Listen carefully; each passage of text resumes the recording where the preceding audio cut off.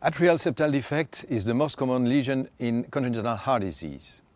It's often diagnosed because of the lack of symptoms and physical signs.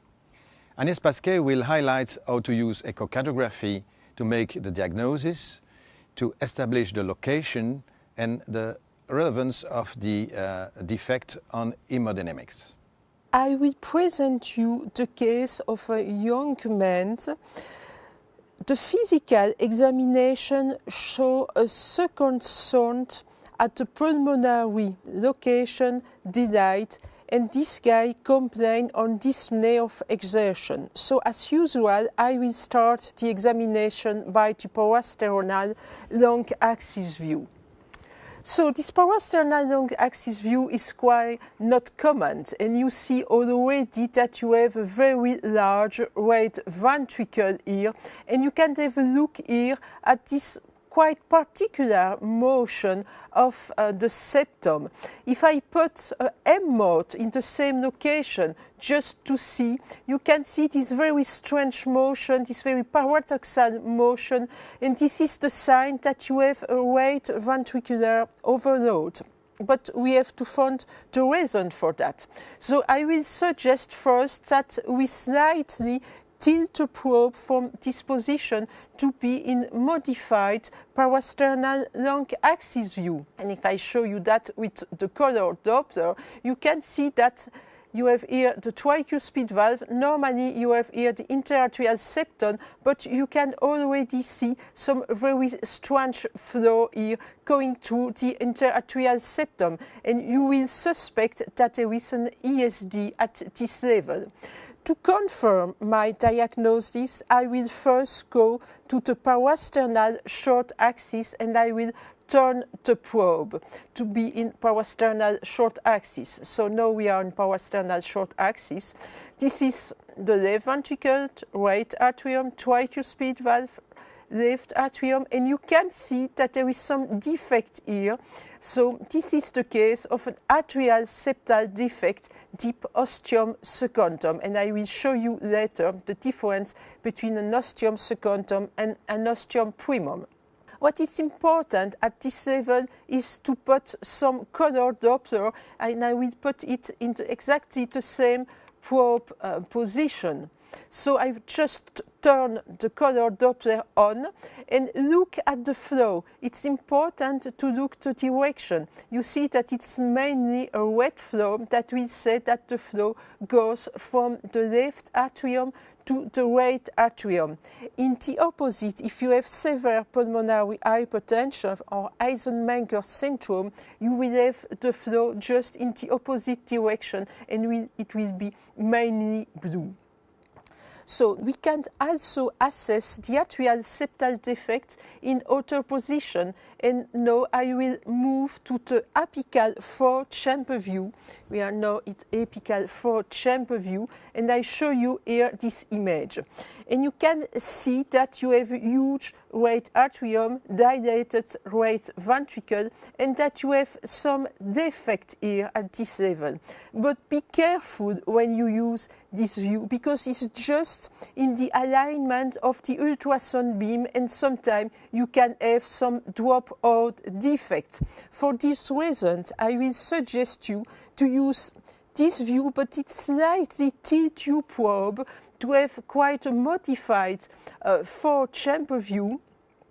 And with this modified four-chamber view, and you see here I have put side by side the black and white or 2D image and the color Doppler image, you will be sure that you are a defect, because now you are no more aligned with your ultrasound beam.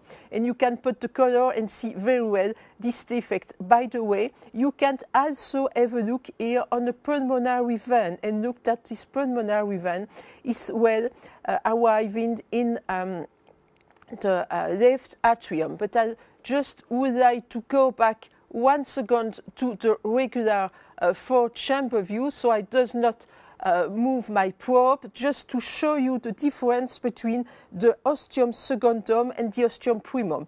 As you see here, the ostium secundum is located just in the middle of the atrial septum. If you will have, and I will stop the image. If you have an atrial septal defect ostium primum, it will be just located at this level, at the level of the tricuspid and the mitral valve, and frequently you have to check both valves because you will have abnormality of the valve like a mitral cleft, and you have of course mitral regurgitation and tricuspid regurgitation. Then you have to assess. The next view that you can't use to see or to confirm the presence of the atrial septal defect is the subxiphoid view. And I will just show you the position so you know the regular position of the subxiphoid to see a four-chamber view. The second point that you have is to quantify the severity of the shunt that you have through your atrium. And for that, you have to make the measurement of the blood flow through the aortic valve and through the pulmonary valve. So let's start doing that, and I will start that just by going back to the parasternal short axis view, and at this view I can freeze and take the measurement here of my left ventricular outflow tract. This is the first measurement what I need to make a shunt report measurement. The second view that I need is to turn my probe to be in short axis view, and I will move at the level of the pulmonary valve, and here I'm still able to make some measurement of the right ventricular outflow tract. After, in the same position, I will put my pulse wave Doppler inside the right ventricular outflow tract and make some measurements. So I will take here with my cursor the VTI. I will also make the measurement of the distance between two QRS complex to have the heart rate, and after that I will move back to the apical four-chamber view. So I move to the apical four-chamber view, and I will take the measurement of the flow. So we have now the flow to the aortic valve, and I will say exactly the same. So I can have one idea of the shunt report. In this case, the shunt report was at 3.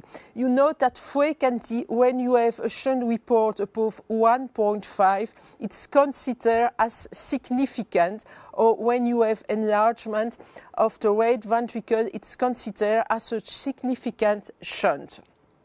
One other question that you may ask is what are the repercussions of the atrial septal defect, and for that it may be useful to go to the apical four-chamber where I'm still present, and to make the measurement of the flow through the tricuspid valve. So I'm in four-chamber view, I put my color Doppler on, and I will look at the tricuspid regurgitation, and I will put my continuous Doppler just inside to make the gradient and to have an idea of the pulmonary pressure. So it's just what I did here. So you have the measurement of the pulmonary pressure, and you can see that an estimation it's around 36 millimeter of mercury for the pulmonary pressure. So it's not very elevated in this circumstance. So I will be back of the assessment and also have a look on the right atrium. So this is a special mode where I use it just to show you the right atrium and the right ventricle, and of course you know that it's quite dilated. So this is quite important. One other point that you may have to consider is if you want to go for percutaneous closure. So it's important to make the measurement, and of course you will have precise measurement if you go for transesophageal or for 3D echo, and this is mandatory if you envisage to have a percutaneous procedure, but you can't already have a good idea of if it's feasible or not when you go to the four-chamber view, and I will freeze my screen here. So going back, I try to go slowly, what you have to do, you see that the diameter is quite different through the cardiac cycle. What you have to do is to make the measurement of the greatest diameter here. And here I will say that it's close to 3.5 centimeter. It's really borderline, and I can consider that it's too huge for a percutaneous closure. So, I think that we have assessed the atrial septal defect. So we saw the confirmation of the diagnosis, use multiple view, be very careful when you use the 4-chamber view because this problem of the dropout. It's important to assess the severity of the shunt. It's also important to look at the repercussion, right atrial dilatation, right ventricular dilatation, and also if you envisage to make a percutaneous closure, you can already have an assessment if it's possible or not. So the important messages of this examination is that we have to use multiple views, that of course echocardiography is the first-line examination to assess the morphology of atrial septal defect, to quantify the shunt, which is very important for a prognostic value, and finally that we have also to look at the associated lesions at the level of the valves.